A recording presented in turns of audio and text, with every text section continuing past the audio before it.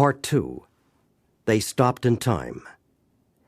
Among today's incoming AA members, many have never reached the advanced stages of alcoholism, though given time, all might have. Most of these fortunate ones have had little or no acquaintance with delirium, with hospitals, asylums, and jails. Some were drinking heavily, and there had been occasional serious episodes. But with many, drinking had been little more than a sometimes uncontrollable nuisance. Seldom had any of these lost either health, business, family, or friends. Why do men and women like these join AA? The 17 who now tell their experiences answer that question. They saw that they had become actual or potential alcoholics, even though no serious harm had yet been done. They realized that repeated lack of drinking control, when they really wanted control, was the fatal symptom that spelled problem drinking. This, plus mounting emotional disturbances, convinced them that compulsive alcoholism already had them, that complete ruin would be only a question of time. Seeing this danger, they came to AA. They realized that in the end, alcoholism could be as mortal as cancer.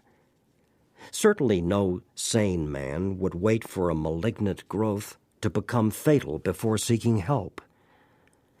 Therefore, these 17 AAs and hundreds of thousands like them have been saved years of infinite suffering. They sum it up something like this. We didn't wait to hit bottom because, thank God, we could see the bottom. Actually, the bottom came up and hit us. That sold us on Alcoholics Anonymous. 1. The missing link. He looked at everything as the cause of his unhappiness, except alcohol. When I was 8 or 9 years old, life suddenly became very difficult. Feelings began to emerge that I did not understand. Depression crept into my life as I started to feel alone, even in crowded rooms. In fact, life didn't make much sense to me at all. It's hard to say what sparked all of this, to pinpoint one fact or event that changed everything forever. The fact of the matter was, I was miserable from early on in my life. It was all very confusing. I remember isolating on the playground, watching all the other children laughing and playing and smiling and not feeling like I could relate at all. I felt different. I didn't feel as if I was one of them. Somehow I thought I didn't fit in. My school mark soon reflected these feelings. My behavior and attitude seemed to become troublesome to everyone around me. I soon began spending more time in the principal's office than in the classroom. My parents, perplexed by such an unhappy son, began having difficulties. My house was soon filled with the sounds of arguments and yelling about how to handle me. I found that running away from home could supply me with some sort of temporary solace. Until, of course, the police would find me and bring me back to my house and my worried parents. About that time, I started seeing therapists and specialists, each with a different theory and a different solution.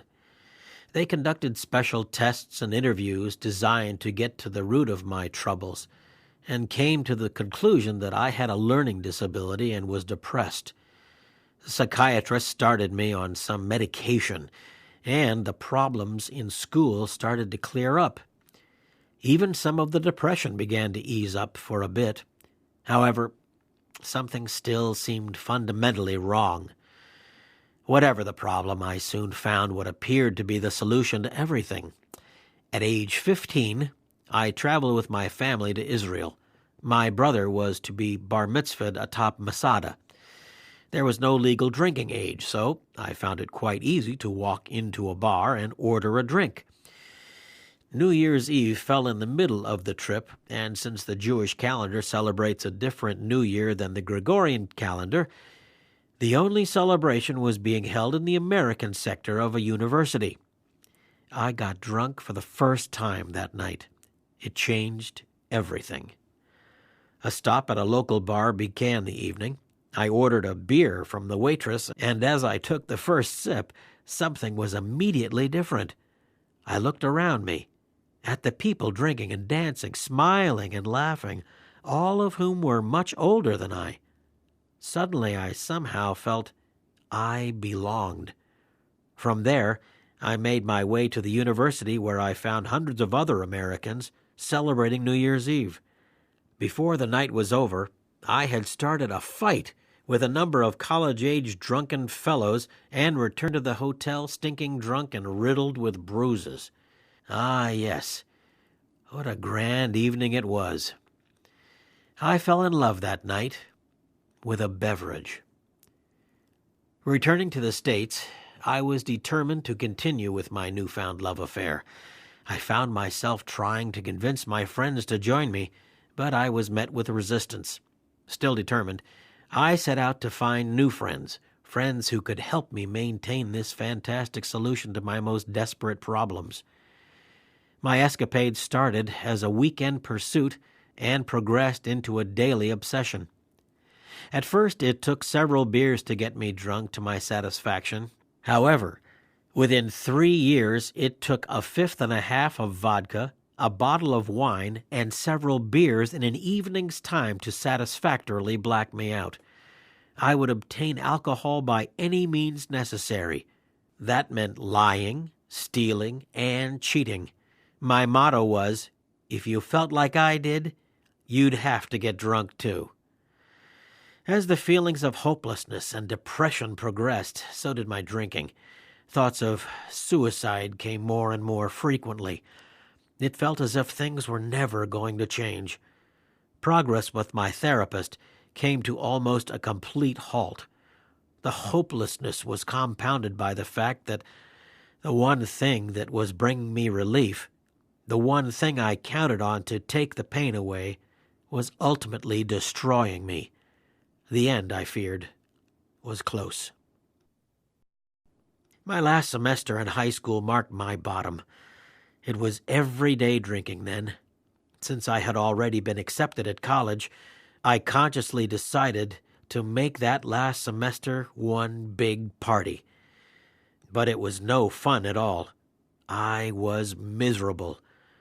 I graduated, narrowly, and took a job at a local garage. It was difficult to manage my drinking and a job since they were both full-time. But I concocted all kinds of lies to ensure that nothing would interfere with my drinking. After being repeatedly reprimanded at work for being late in the mornings, I made up a story to hide the fact that I was always hungover. I told my manager that I had cancer and needed to go to the doctor for treatment every morning. I would say whatever I needed to say to protect my drinking. More often, I was having these little moments of clarity, times I knew for sure that I was an alcoholic. Times when I was looking at the bottom of my glass, asking myself, why am I doing this? Something had to give. Something had to change. I was suicidal, evaluating every part of my life for what could be wrong. It culminated in one last night of drinking and staring at the problem. It made me sick to think about it, and even sicker to continue drinking it away. I was forced to look at my drinking as the chief suspect. The next day I went to work late as usual, and all day long I could not stop thinking about this very real problem. I could go no further. What was happening to me? Therapy hadn't fixed my life. All those sessions, I was still miserable. I might as well just kill myself, drink my way into oblivion. In one last desperate fight for a solution, I reviewed my life, searching for the missing link. Had I left out some crucial bit of information that would lead to a breakthrough, making it possible for life to become just a little more bearable? No, there was nothing, except, of course, my drinking. The next morning I went to see my therapist. I told him I'd decided to quit therapy because after 8 years, It wasn't working, but I decided to tell him how I had been searching through my life for that missing link and had come up with only one thing I had never told him, that I drank. He began asking me questions. He asked about quantities, frequency, what I drank. Before he was even halfway through, I broke down and began sobbing. I cried, "Do you think I have a problem with drinking?" He replied, "I think that is quite obvious." I then asked, "Do you think I'm an alcoholic?" And he answered, "You are going to have to find out for yourself." He pulled a list of Alcoholics Anonymous meetings out of his desk drawer. He had already highlighted the young people's meetings. He told me to go home and not drink at all for the rest of the day. He would call me at 9 p.m. and wanted to hear that I hadn't taken a drink. It was rough, but I went home and locked myself in my room, sweating it out until he called. He asked if I had had a drink. I told him I had not and asked what I should do next. He told me to do the same thing tomorrow, except tomorrow I should also go to the first meeting on the list he had highlighted. The next day, I went to my first meeting of Alcoholics Anonymous.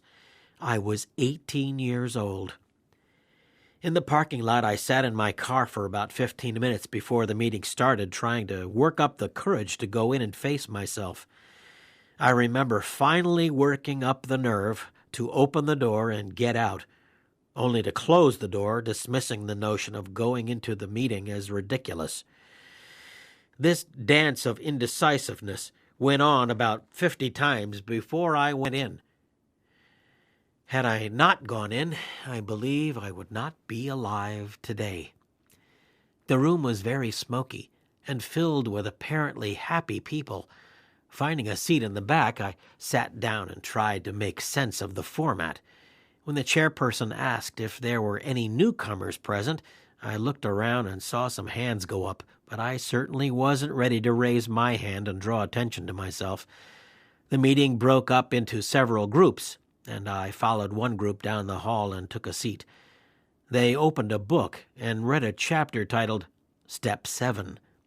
After the reading, they went around the table for comments, and for the first time in my life, I found myself surrounded by people I could really relate with.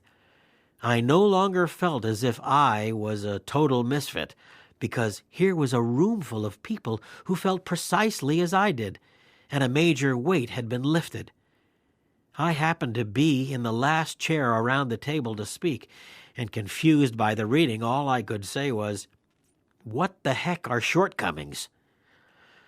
A couple of members, realizing I was there for my first meeting, took me downstairs and sat down with me and outlined the program. I can recall very little of what was said. I remember telling these members that this program they outlined sounded like just what I needed, but I didn't think I could stay sober for the rest of my life. Exactly how was I supposed to not drink if my girlfriend breaks up with me, or if my best friend dies, or even through happy times like graduations, weddings, and birthdays? They suggested I could just stay sober one day at a time. They explained that it might be easier to set my sights on the 24 hours in front of me, and to take on these other situations when and if they ever arrived. I decided to give sobriety a try, one day at a time, and I've done it that way ever since. When I entered Alcoholics Anonymous, I had done some damage physically, had a bouquet of mental quirks, and was spiritually bankrupt. I knew I was powerless over alcohol and that I needed to be open-minded toward what people suggested for recovery. However, when it came to spirituality, I fought it nearly every step of the way. Although raised in an ethnic and religious Jewish household, I was agnostic and very resistant to anyone and anything that I perceived to be imposing religious beliefs. To my surprise, Alcoholics Anonymous suggested something different. The idea that religion and spirituality were not one and the same was a new notion. My sponsor asked that I merely remain open-minded to the possibility that there was a power greater than myself, one of my own understanding. He assured me that no person was going to impose a belief system on me, that it was a personal matter. Reluctantly, I opened my mind to the fact that maybe, just maybe, there was something to this spiritual lifestyle. Slowly but surely, I realized there was indeed a power greater than myself, and I soon found myself with a full-time God in my life and following a spiritual path that didn't conflict with my personal religious convictions. Following this spiritual path made a major difference in my life. It seemed to fill that lonely hole that I used to fill with alcohol. My self-esteem improved dramatically, and I knew happiness and serenity as I had never known it before. I started to see the beauty and usefulness in my own existence and tried to express my gratitude through helping others in whatever ways I could. A confidence and faith entered my life and unraveled a plan for me that was bigger and better than I could have ever imagined. It wasn't easy, and it has never been easy, but it gets so much better.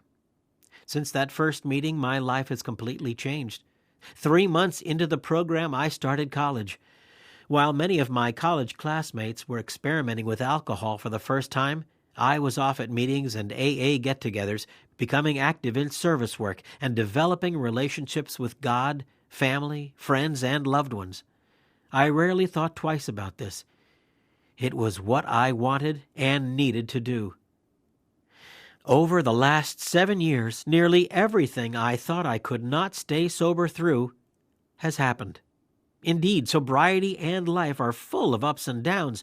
Occasionally, depression can creep back into my life and requires outside help. However, this program has provided me with the tools to stay sober through the death of my best friends, failed relationships, and good times like birthdays, weddings, and graduations.